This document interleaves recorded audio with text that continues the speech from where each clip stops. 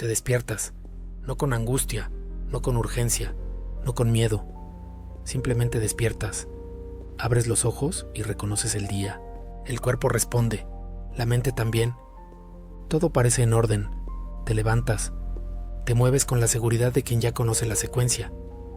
Cada gesto ocurre casi sin pensamiento consciente. Te aseas, desayunas, miras el teléfono, lees mensajes, revisas horarios, sales. La vida comienza a desplegarse como siempre. Cumples. Cumples con lo que se espera. Cumples con lo que debes. Cumples con lo que aprendiste que hay que hacer. Desde afuera, todo funciona. No hay derrumbe, no hay crisis visible, no hay caos evidente. Y sin embargo, algo no encaja. No es una emoción clara. No es un pensamiento definido. Es una sensación difusa, persistente, difícil de localizar. Como si la vida estuviera ocurriendo correctamente, pero tú no estuvieras completamente dentro de ella. No es tristeza abierta, no es ansiedad evidente, no es desesperación. Es una forma de vacío funcional, una sensación de distancia silenciosa. Sigues avanzando, sigues hablando, sigues resolviendo, pero una parte de ti observa en silencio, como si estuvieras viviendo desde un punto ligeramente desplazado de ti mismo. No estás ausente, pero tampoco estás plenamente presente. Y eso desconcierta, porque no hay una razón clara para sentirlo. Tienes estructura, tienes rutinas, tienes una vida que, al menos en apariencia, funciona, así que descartas la sensación. Te dices que es cansancio, que es estrés, que es algo pasajero. Te dices que no tiene sentido detenerte por algo tan vago, y continúas. Porque continuar es lo que se hace. Porque detenerse sin una causa visible parece irresponsable. Porque nadie te enseñó a escuchar lo que no grita. La vida moderna no exige conexión interna, exige rendimiento. Mientras rindas, todo parece estar bien, incluso para ti. Y así comienza una de las formas más silenciosas de extravío. No perderse en el caos, sino perderse en la normalidad. Porque cuando algo se rompe, el dolor es evidente. Pero cuando algo se va apagando lentamente, aprendes a vivir con la penumbra. Te adaptas, te acostumbras. Aprendes a no preguntar demasiado. Aprendes a llamar madurez a la desconexión emocional. Aprendes a llamar responsabilidad a la postergación de lo interno. Aprendes a llamar estabilidad a la renuncia silenciosa a partes de ti mismo. Y todo eso ocurre sin drama. Ese es el verdadero problema. No hay un punto de quiebre. No hay un antes y un después claros. Solo un desplazamiento gradual. Un día notas que los días se parecen demasiado entre sí. Que las decisiones importantes ya no se sienten como elecciones, sino como pasos obligatorios. Sigues viviendo, pero ya no sabes muy bien desde dónde. Y aún así, sigues. Porque sigues siendo funcional. Porque sigues siendo competente. Porque sigues siendo capaz. Y entonces aparece una pregunta silenciosa, no siempre formulada con palabras, a veces solo como una incomodidad. ¿Esto es todo? ¿Así se supone que se siente estar vivo? No lo dices en voz alta. No lo compartes fácilmente, porque no sabes cómo explicarlo sin sonar ingrato, sin parecer débil, sin parecer perdido, así que lo guardas. Y lo que se guarda no desaparece. Se acumula. La psique no ignora lo que es excluido. Lo registra. Todo lo que no encuentra expresión consciente. Busca otras vías. Se manifiesta en el cuerpo, en el humor, en los sueños, en el cansancio que no se alivia durmiendo, en la irritabilidad sin causa clara, en la sensación persistente de estar ligeramente fuera de lugar. No porque estés fallando, sino porque estás dividido. Dividido entre lo que haces y lo que sientes, entre lo que piensas y lo que intuyes, entre la identidad que sostienes y la totalidad de lo que eres. Desde muy temprano aprendiste a identificarte con una parte específica de tu experiencia interna, el pensamiento. Aprendiste que pensar es sinónimo de ser, que decidir racionalmente es sinónimo de control, que entender algo intelectualmente equivale a integrarlo. Pero el pensamiento es solo una función. No es la psique completa, es una herramienta poderosa, pero limitada. Cuando reduces tu identidad a lo que piensas, todo lo que no pasa por el filtro de la razón queda relegado. Sensaciones corporales, estados emocionales ambiguos, imágenes internas, deseos contradictorios, impulsos difíciles de justificar. Todo eso queda fuera del relato oficial de quién eres. No porque sea irrelevante, sino porque no encaja en la narrativa funcional. Y entonces ocurre algo silencioso. Vives desde una identidad parcial, una identidad que cumple, pero no integra. Una identidad que funciona, pero no escucha. Una identidad que observa, pero no se deja afectar. Y sin afectación, no hay profundidad. La vida se vuelve correcta, pero plana, ordenada, pero sin espesor. Puedes estar ocupado todo el día y aún así sentirte vacío, porque el vacío no es falta de actividad, es falta de contacto. Contacto con lo que ocurre dentro, más allá del pensamiento. Por eso descansar no siempre alivia, porque no es fatiga física lo que pesa, sino cansancio psíquico. El cansancio de sostener una versión de ti mismo, que ya no representa el conjunto. El cansancio de funcionar sin integrarte. La cultura refuerza este estado.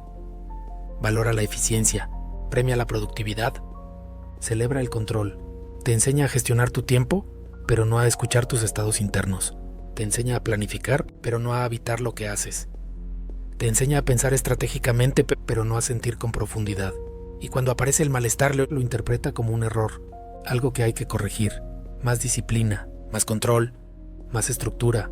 Pero el problema no es falta de control, es exceso de identificación.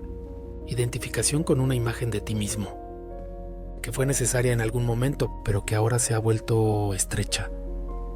Esa imagen te permitió adaptarte, te permitió encajar, te permitió sobrevivir, pero ya no alcanza, y lo que queda fuera no se va, se acumula como una tensión silenciosa.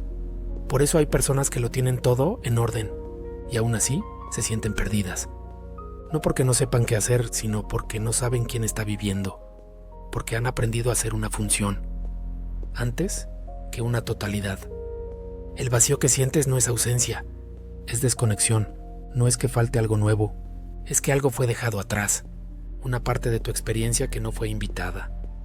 A la vida adulta, una dimensión de ti que no encontró lugar en la estructura cotidiana. Y esa parte no necesita ser eliminada, necesita ser escuchada, no con urgencia, no con dramatismo, con atención sostenida. Cuando empiezas a observar esa sensación sin huir, algo cambia. No desaparece, pero se vuelve más nítida. Ya no es solo vacío, es distancia, como si te miraras vivir desde afuera. Participas, pero no te implicas del todo. Hablas, pero no siempre sientes que las palabras te representan. Actúas, pero algo en ti permanece en reserva. Y eso no ocurre por indiferencia, sino por hábito. Has aprendido a habitarte desde la cabeza, desde la supervisión constante, desde la evaluación permanente, desde el juicio silencioso. La mente observa, la mente analiza, la mente corrige, pero rara vez se deja tocar. Y sin ser tocada, la experiencia no deja huella. Los días pasan, los recuerdos se vuelven difusos. La vida se siente liviana, pero vacía. Esa liviandad sostenida en el tiempo termina agotando, no por exceso de esfuerzos, sino por falta de implicación auténtica. Es el cansancio de estar siempre un poco afuera de ti mismo, de sostener una identidad funcional, mientras algo esencial queda suspendido.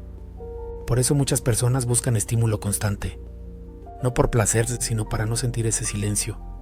Pantallas, ruido, contenido, ocupación permanente. No para disfrutar, sino para evitar el encuentro, porque cuando el ruido cesa, el desajuste vuelve a aparecer, y ese desajuste no pide soluciones rápidas, pide reconocimiento. La psique es más amplia que la conciencia, y cuando la conciencia se vuelve demasiado estrecha, el resto queda a la sombra. No desaparece, se vuelve inconsciente, y lo inconsciente no es pasivo, influye, compensa, se manifiesta indirectamente.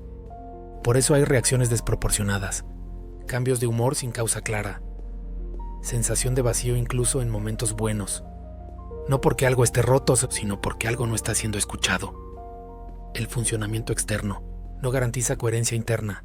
Puedes cumplir con todos los requisitos visibles de una vida estable y aún así sentirte desconectado de ti mismo, no porque te falte algo afuera, sino porque algo adentro no tiene voz. Ese algo no siempre se expresa con palabras. A veces aparece como incomodidad, como hastío suave, como una intuición persistente de que algo importante está siendo omitido. Y esa intuición no es un error, es una señal, no una señal de fracaso, sino de límite, el límite de una identidad que ya no alcanza para contenerte. No estás roto, no estás fallando, estás creciendo más allá de la forma en la que aprendiste a vivir. Y eso, aunque incómodo, es un proceso legítimo. No exige decisiones inmediatas, no exige cambios radicales, exige algo mucho más difícil. Presencia.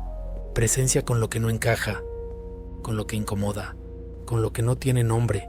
Observar sin corregir, sentir sin explicar, escuchar sin responder de inmediato, porque lo que hoy aparece como vacío funcional no es un hueco, es un umbral, un punto donde la vida deja de ser solo ejecución y comienza a pedir integración, no integración moral, no integración social, integración psíquica, la integración de aquello que fue dejado fuera, para poder adaptarte.